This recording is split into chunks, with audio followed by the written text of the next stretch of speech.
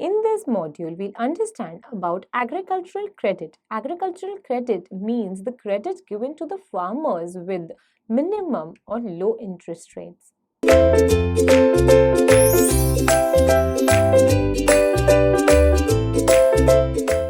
Agriculture credit in India. When I speak about agricultural credit, it means a loan that is provided by any institute to the farmers. Basically, credit is very important if they want to do proper agriculture and at the right time, because if it is not available, the funds are not available at the right time, it might happen that the harvest season may pass or any such kind of a proper season that was required to grow a certain crop. So what is agricultural credit? Basically, it is a prerequisite for agriculture, because farmers are not that rich that they can purchase the seeds, the high yield seeds, fertilizers for themselves. So if they want to earn, they will need certain amount of credit which they can repay afterwards when the crop is harvested and they get money.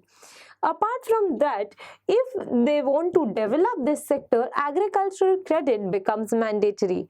In agriculture credit, the rural families do not have enough capital to start their own agriculture and allied activities. Therefore, agricultural credit becomes very important.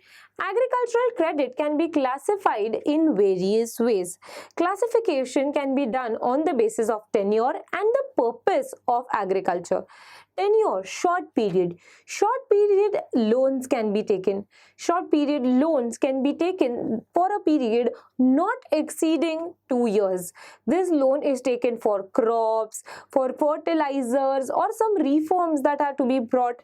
Apart from that, if one is taking loans for a medium duration, that is for a period approximately till 5 years, it is called as medium tenure agricultural credit. This can be taken for certain temporary land reforms that are brought.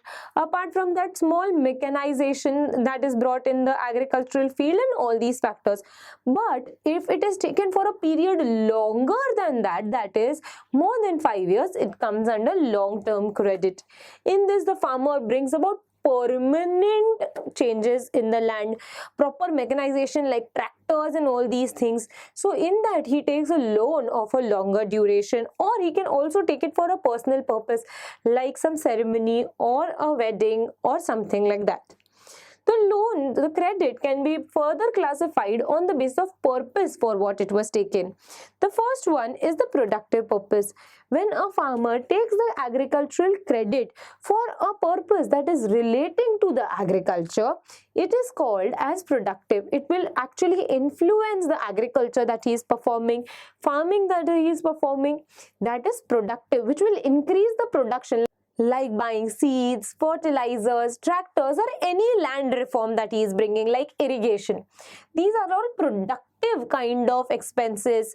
Apart from that, if the farmer takes credit for his daughter's marriage or some other ceremony that he needs to perform, all these are unproductive expenses that are coming under the credit system. Thank you.